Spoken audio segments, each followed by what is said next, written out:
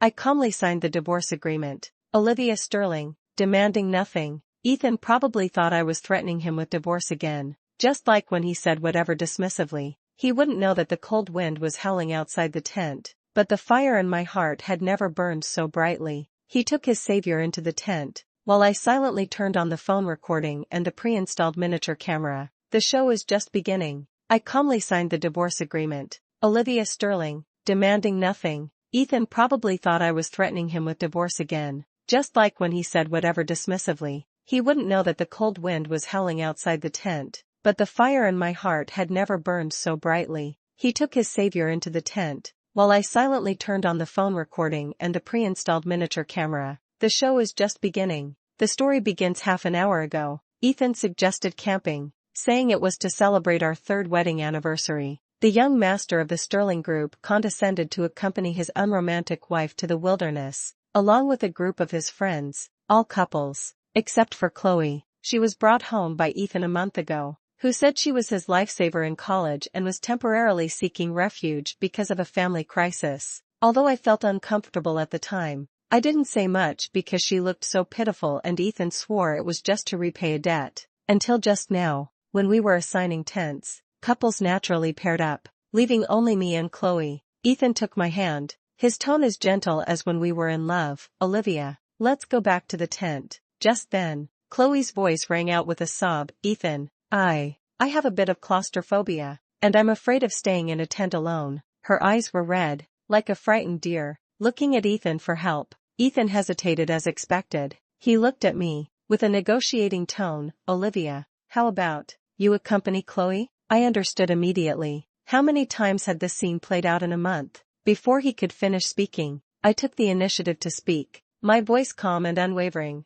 Okay, I'll accompany Chloe. Ethan, you're a grown man, alone with Chloe. It wouldn't be good for her reputation if word got out. I deliberately emphasized the words alone and reputation. Ethan's expression changed slightly, seemingly displeased by my bluntness. Chloe, however, looked as if she had suffered a great injustice, tears streaming down her face. Sister-in-law, don't misunderstand. I don't mean to steal Ethan from you. I'm just scared. She cried like a pear blossom in the rain, her shoulders twitching, as if she would faint in the next second. This acting skill is wasted if she doesn't go to Hollywood. I watched coldly, my tone tinged with sarcasm. Afraid? I don't think you're afraid of the dark. You're afraid of being alone, right? The Sterling Group president's wife gave you her tent, which is giving you enough face. What else do you want? Olivia, Ethan suddenly raised his voice, frowning. How can you talk like that? Chloe is my benefactor. She is just not feeling well. Can you please not be so mean?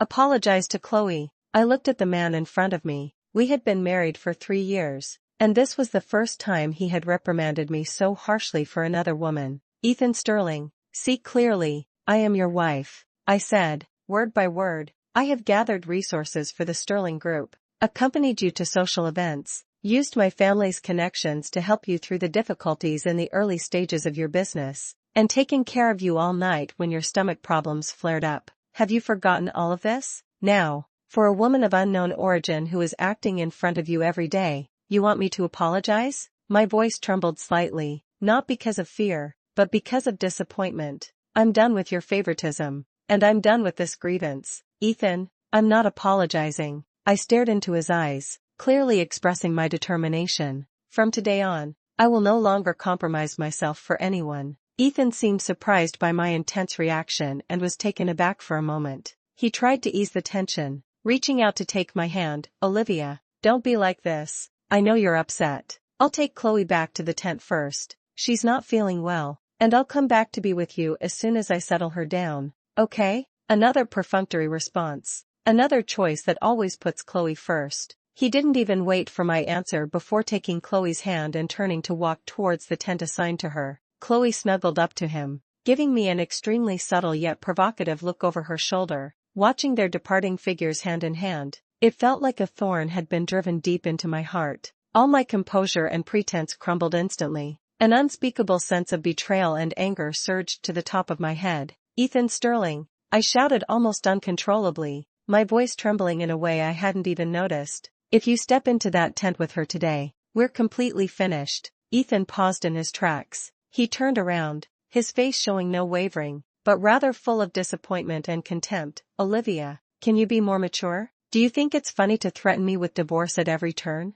Is marriage a child's play? Chloe coughed a few times at the right moment, leaning softly towards Ethan, looking frail. Ethan immediately became nervous and, ignoring me, quickly supported her. Chloe, what's wrong? Did you catch a cold? Without the slightest hesitation, he directly picked up the cashmere shawl I had just taken off and placed on the chair, and carefully draped it over Chloe, his movements as gentle as if he were handling fragile treasure. That shawl was a gift he specially ordered from Italy for my birthday last month. Now, it's covering another woman. Ethan whispered his concern to Chloe, completely ignoring me standing in the cold wind, wearing only a thin shirt. At that moment, all the anger, resentment, and grievance turned into a bone-chilling cold. I watched them as if I were watching a farce that had nothing to do with me. My heart was completely dead. Apologize, Ethan, I said, my voice terrifyingly calm. Let's get divorced. I felt like I heard the biggest joke in the world.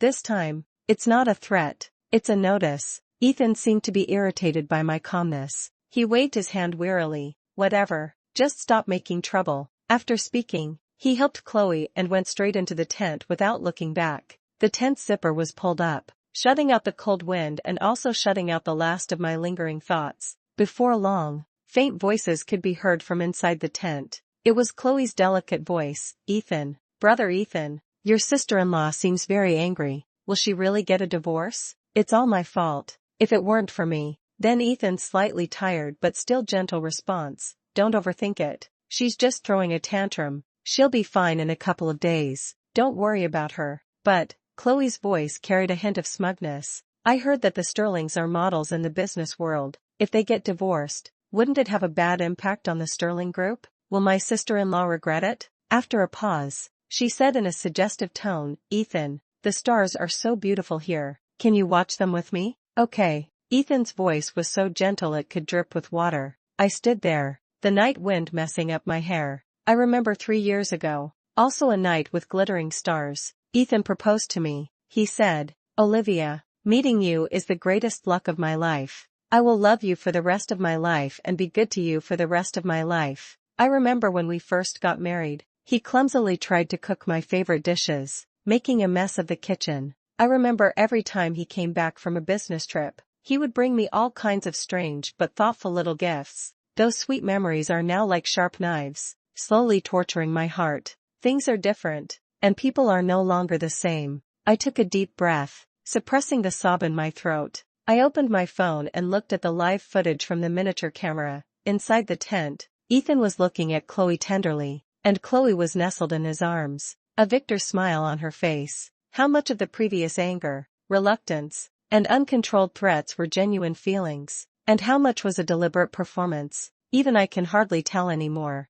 I only know that from the moment Ethan brought Chloe home and ignored my doubts, I was no longer the self-effacing Olivia Sterling who only knew how to compromise. What I wanted was never his apology, nor his change of heart. What I want is evidence. Evidence that will make him and his biased benefactor pay the price. Evidence that will allow me to maximize my rightful benefits during the divorce. Just then, the phone vibrated. It was a WhatsApp message from an unknown number. When I opened it, there were several shocking intimate photos, the main characters being Ethan and Chloe. The background was shockingly our bedroom. Then, there was a photo of a B-ultrasound pregnancy test report. The name on it was Chloe, and the gestational age was 6 weeks plus. The sender seemed to realize they had sent it to the wrong person and quickly retracted all the messages. Unfortunately, it was too late. I had already turned on the screen recording function. So, the so-called claustrophobia, the so-called fear, is nothing more than a provocation of impatience to declare sovereignty. So, while I was enduring and yielding time and again, they had already been secretly preparing, and even conceived a child. Some might ask, since I knew it all along, why didn't I reveal it earlier? Why did I have to endure it? Because the heart aches to the extreme. It will become numb. After numbness, there is a cold indifference. More because what I want is not a hysterical quarrel, not his hypocritical apologies and attempts to keep me. What I want is ironclad evidence, undeniable proof of his infidelity, and absolute legal advantage. I want him and his disgusting family to pay the price for what they have done. How hard I have endured this month. the more miserable they will fall in the future. I recall our last intense argument. Just half a month ago, I came home and found Chloe parading around in my silk nightgown in the living room, while Ethan casually said she didn't bring pajamas and was just borrowing it. I immediately blew up and demanded that Ethan send Chloe away immediately. Ethan refused, arguing that Chloe had a pitiful background and was his benefactor, so we couldn't be so inconsiderate. We had a huge fight and parted on bad terms. Later, I accidentally discovered that Ethan's so-called overtime those days was actually spent accompanying Chloe to see the most upscale real estate in the city center, and he even ordered a very expensive sports car for her. It was using our marital property. Ironically, this camping trip was a surprise that Ethan organized specifically on our wedding anniversary to ease our relationship. He promised me that after the camping trip, he would give Chloe a sum of money to let her leave. At the time, I still had a glimmer of hope, thinking he had finally come to his senses. Now it seems, it's just another carefully crafted lie. He just wants to stabilize me, or rather, stabilize the resources and convenience that my family can bring to the Sterling Group. I turned off the phone screen and encrypted the screen recording file to save it to the cloud. The night is still long. The paywall can be set after Olivia reveals the camera and screen recording, receives an anonymous message, and explains the reason for her forbearance, implying that the revenge plan has officially begun, and readers will be curious about how she will use these evidences to fight back next. When the faint morning light shone in through the tent scenes, I only felt a splitting headache and chills all over. I probably caught a cold and got a fever from standing outside for too long last night. I originally wanted to see the sunrise, but it looks like I can't now. I took out my phone and sent a message to my friend Maya, telling her that I might need to leave early. As soon as I put down my phone, Chloe's voice came from outside the tent, with deliberate surprise. "Oh, sister-in-law, why haven't you gotten up yet? The sun is almost out. Ethan and the others have gone to see the sunrise. Don't you love watching the sunrise the most? What's wrong? Are you feeling unwell? Or, don't want to see us?" Her voice was neither too loud nor too soft, just loud enough for those nearby who hadn't left to hear. The green tea scent is so strong that it almost overflows the tent. Is she implying that I'm pretending to be sick to gain sympathy? Or is she showing off her honor of watching the sunrise with Ethan? I was too lazy to bother with her, so I closed my eyes and tried to continue resting. Unexpectedly, the next second, the tent zipper was yanked open. "Chloe, you shameless mistress, what are you doing here being sarcastic?" "It's Maya. How did she get here?" Maya stood angrily at the entrance of the tent and grabbed Chloe's hair, who hadn't even reacted yet. "What do you think you are? How dare you bully Olivia? Can't you see she's sick? Or are you blind and can only see men?" Maya was known for her fiery temper in the circle, and she was also my best friend. "Ah, what are you doing? Let go of me," Chloe screamed, trying to break free. The commotion quickly attracted Ethan and the others who had just returned from watching the sunrise. Ethan's expression changed drastically when he saw Maya grabbing Chloe, and he immediately rushed forward, pushing Maya away. "Maya, what are you doing?" He nervously protected Chloe behind him, checking if she was injured. "Chloe, are you okay?" Chloe immediately threw herself into Ethan's arms, crying miserably. "Brother Ethan, I don't know why she hit me. Woo-woo. Does sister-in-law misunderstand something?" Ethan turned his head, glared at me, his eyes cold. "Olivia, is this the friend you brought? Is this how you instigated her to bully Chloe? Chloe is my lifesaver. Can't you tolerate her? Can't you understand me? Understand?" Looking at him protecting Chloe and accusing me and my friend, I only felt incredibly absurd and ridiculous. The acting up to this point, should be enough. I leaned on Maya for support as I slowly sat up, my body dizzy. "Maya, help me up." My voice was a little hoarse from the fever, but unusually calm. I raised my hand, slowly took off the diamond necklace he gave me from my neck, and removed the ring from my finger that symbolized our marriage. "Ethan Sterling," I looked at him, my eyes without the slightest ripple. "I don't want to continue acting in this farce anymore. We are getting divorced. I won't take anything with me." After speaking, I no longer looked at him and the woman in his arms who was still whimpering, and said to Maya, "Maya, let's go back to Maple Creek." Ethan was stunned, seemingly not expecting me to be so resolute. He probably thought that I would still be like before, making noise and arguing, but in the end, I would still compromise because I loved him. Very good. Unfortunately, he was wrong. Love, this thing, will be worn away by repeated disappointments and hurts. When he ignored me, blamed me, and even made me apologize for Chloe again and again. When he said whatever casually. When he put my shawl on Chloe. That little bit of remaining love was already dead. Insert from Ethan's perspective. Watching Olivia's resolute departure, Ethan felt a surge of annoyance and confusion. He admitted that he had developed feelings for Chloe that he shouldn't have. The accidental encounter after that drunken night made him feel more guilty and responsible towards this fragile lifesaver. Chloe's gentleness, obedience, and understanding contrasted sharply with Olivia's increasing assertiveness and dissatisfaction with his relationship with Chloe, causing him to gradually indulge in it.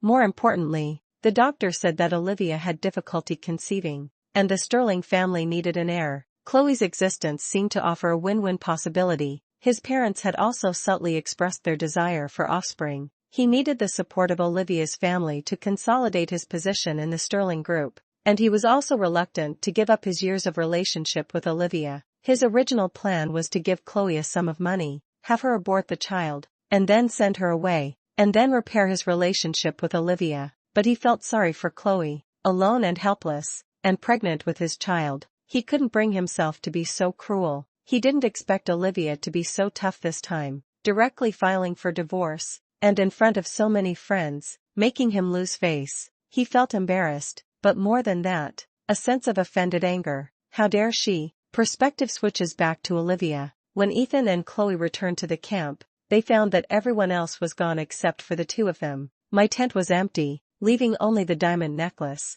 the wedding ring, and a signed divorce agreement on the sleeping bag. The agreement was simple. I, Olivia Sterling, voluntarily give up all marital property and leave with nothing. Ethan picked up the agreement, his fingers trembling slightly. For the first time, he felt that Olivia was really going to leave him this time. Meanwhile, Maya and I were already on our way back to Maple Creek. Maple Creek is where I grew up, and my parents still live here. Returning to my familiar home and seeing the worried looks on my parents' faces, I couldn't hold back any longer and burst into tears in my mother's arms. After crying, I wiped away my tears and told them the whole story, including Ethan's affair, Chloe's pregnancy, and my decision to divorce. After the initial shock, my parents felt more sympathy and anger. That little rascal, how dare he treat you like this? My father was so angry that he slammed the table. My mother hugged me, her eyes red-rimmed. Divorce. This marriage must end. My daughter can't suffer this kind of grievance.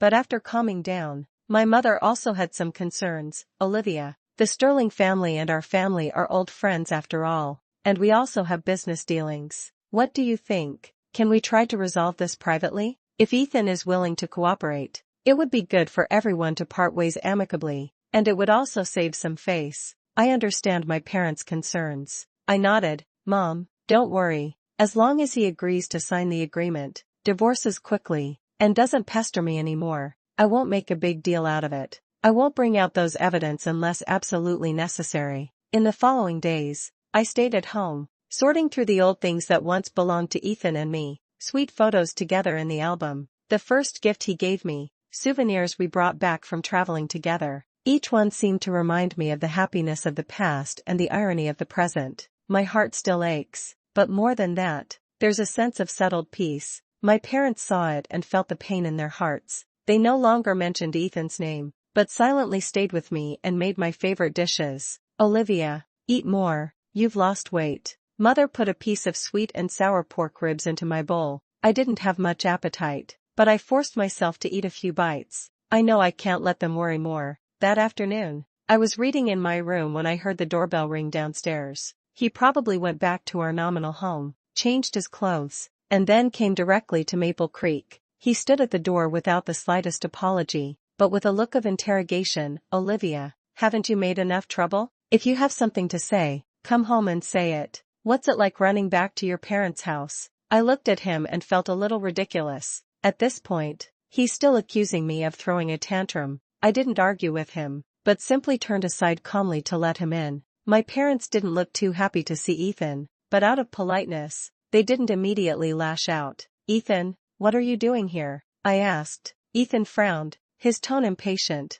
Of course I'm here to take you back. Running back to your parents' home without a word. What's that about? His attitude completely exhausted the last bit of patience I had. I didn't waste words with him. I walked directly to the coffee table and picked up the envelope I had prepared in advance. Are you sure you want me to go back with you? I looked at him, my eyes icy cold. Ethan didn't seem to understand the deeper meaning in my words and impatiently urged. Of course. Stop fooling around and come back with me. I tore open the envelope and threw the contents in his face. Several photos. A pregnancy test report. In the photos, he and Chloe were very intimate, with our bedroom as the background. On the pregnancy test report, Chloe's name was clearly listed, and the date showed it was 2 months ago. See for yourself. My voice was as calm as a stagnant pool of water. Ethan's face changed instantly. He picked up the photo and the pregnancy test, his eyes shifting from doubt to shock, then to panic. He didn't expect that I would have these things.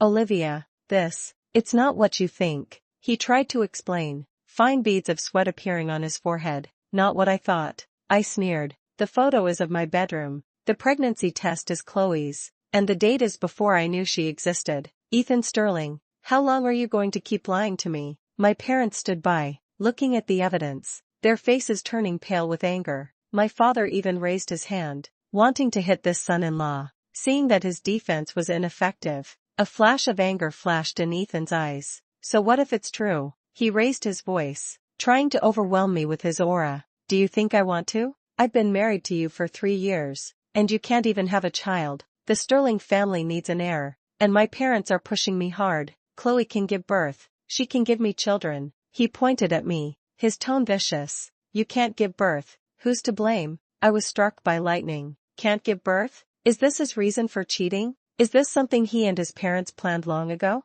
And, Ethan, like a broken jar, threw out an even more disgusting truth. My parents have known about Chloe and me for a long time. They also think Chloe is more suitable to be the Sterling family's daughter-in-law than you. At least she can have children. You. What did you say? I trembled, looking at him in disbelief. His parents knew all along, and supported it? A huge wave of anger and humiliation erupted like a volcano. Sleepless night. I couldn't control myself any longer, and raised my hand to slap Ethan hard across the face. Snap. A crisp sound echoed in the living room. Ethan Sterling, you scum. I pointed at him, my voice tearful but filled with determination. Do you think I deserve to be betrayed by you just because I can't have children? Your whole family is disgusting. I'm telling you, I won't tolerate it anymore. Divorce. We must divorce, and I will use legal means to make you pay for what you have done. I picked up my phone, my fingers quickly composing a message. Mom and Dad, I'm fine. Please don't worry about me, I said hastily to my parents and turned to walk out. Olivia, where are you going? Ethan shouted, covering his face. Where am I going? I'm going to expose your dirty secrets to the public. I stopped at the door and gave him an icy glare. Stepping out of the house, I immediately sent the edited document, which detailed Ethan's affair, Chloe's involvement, recordings of their conversations, as well as photos and pregnancy test results, to a senior media friend I knew. The monetization point can be set when Olivia snaps, hits Ethan, and decides to take legal action, while also sending out the evidence, indicating that the incident will escalate fully. The next morning, Ethan's parents took him to Maple Creek in a hurry. As they knocked on the door, my media friend had already called me, telling me that the press release was being prepared for release. When I opened the door, Ethan's parents looked anxious, while Ethan kept his head down, his face bearing a red and swollen palm print. Olivia, good child, come in and sit down. Ethan's mother smiled warmly, taking my hand as if nothing had happened yesterday. I pulled my hand away and looked at them coldly. What are you doing here? Olivia, we're here to apologize. Ethan's father forced a smile. Ethan is immature and made a mistake. We, as parents, also have a responsibility for not teaching him well. Ethan's mother pulled Ethan over and pushed him. Ethan, hurry up and kneel down to your wife. Ethan hesitated for a moment, but finally knelt down in front of me with a thump. Olivia, I was wrong. He raised his head, his eyes filled with a hint of pleading and panic. I was just confused for a moment. I promise I won't do it again. I'll send Chloe away immediately, and the child. I'll make her get rid of the child. We'll be dinks from now on and not have children. Okay? Forgive me this time. Let's not get divorced. He pleaded with me humbly, trying to salvage the situation with what he thought was a concession. Abort the child? Dink? What a joke. I looked at the man kneeling on the ground, my once deeply loved husband. now so disgusting to me. I raised my hand and took off the jade bracelet from my wrist, placing it on the coffee table. This was a gift from my mother-in-law when we got married. She also took off her wedding ring from her ring finger and threw it in front of Ethan. You're too late, I said calmly. I've already filed for divorce with the court. As soon as these words came out, the pretense on Ethan's parents' faces instantly shattered. Ethan's mother screamed, "What? Divorce proceedings? How can you be so vicious? You woman!" Our Ethan has already knelt down and begged you, and you're still not letting it go. Ethan's father also changed his face. Don't push your luck. So what if you can't have children? Is that a big deal? Our Sterling family married you to have children and grandchildren, but you're a hen that can't lay eggs. Compensation. You've wasted so many years of Ethan's life, delaying our Sterling family from having a grandson. You have to compensate us for our losses. Furthermore, Ethan's mother pointed at me, her voice sharp. We originally planned to let you raise Chloe's child after she gave birth, and tell everyone it was yours. Anyway, you can't give birth. Now you dare to mention divorce, and you dare to sue us? I was shocked beyond words. Have me raise the child Chloe bore, and tell everyone it's mine? This is simply breaking my bottom line of understanding of shamelessness. I couldn't listen to their vicious abuse and humiliation any longer, so I immediately took out my phone and dialed the police. Hello, police? I want to report a crime. Someone has illegally broken into my house and is physically attacking and threatening me. At the same time, I turned on the recording function of my phone and recorded every single word of the vicious words Ethan's parents had just said. Try saying another word? I looked at them coldly. I recorded what you just said, and your scandals will soon be known to everyone. Ethan's parents then realized what was happening, their faces turning pale, but it was too late to stop me. Soon, the police arrived. Just as the police were processing the scene,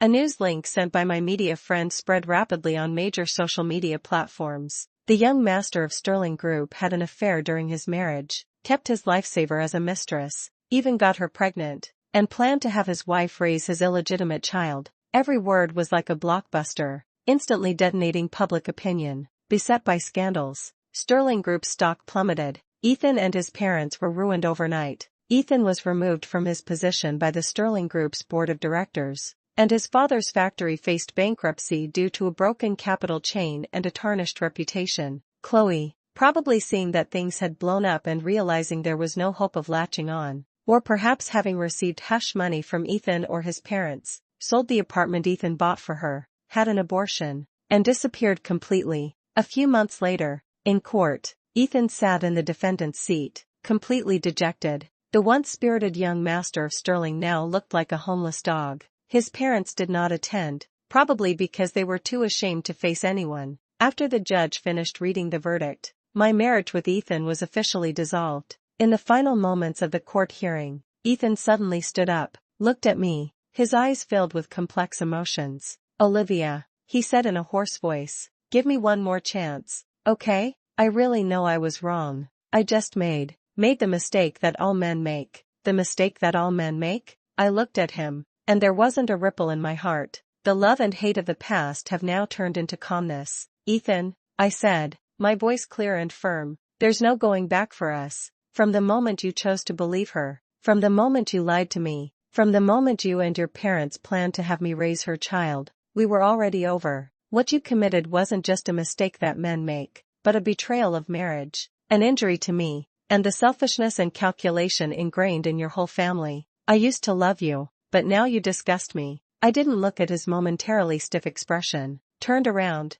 and calmly left the courtroom. After leaving the court, I called Maya and told her it was all over. Maya told me some unexpected news. After Chloe disappeared, Ethan had been searching for her. Some time ago, he finally found her, but he accidentally discovered that she had never saved him. It turned out that the so-called life-saving was just that they happened to be trapped in the same place. Chloe saw that he had an extraordinary identity, so she took the opportunity to falsely claim that she was his savior in order to curry favor with him. Hearing this truth, Ethan completely went crazy. He rushed up and punched and kicked Chloe, beating her uncontrollably until she fell to the ground unconscious. Chloe was sent to the hospital and became a vegetative state due to serious injuries. Ethan was arrested and imprisoned for intentional injury. It is said that he is still constantly quibbling inside, saying that he was deceived and that it was all Chloe's fault. He probably will never understand that he caused all of this. Ethan's parents, their son in prison, their grandson gone,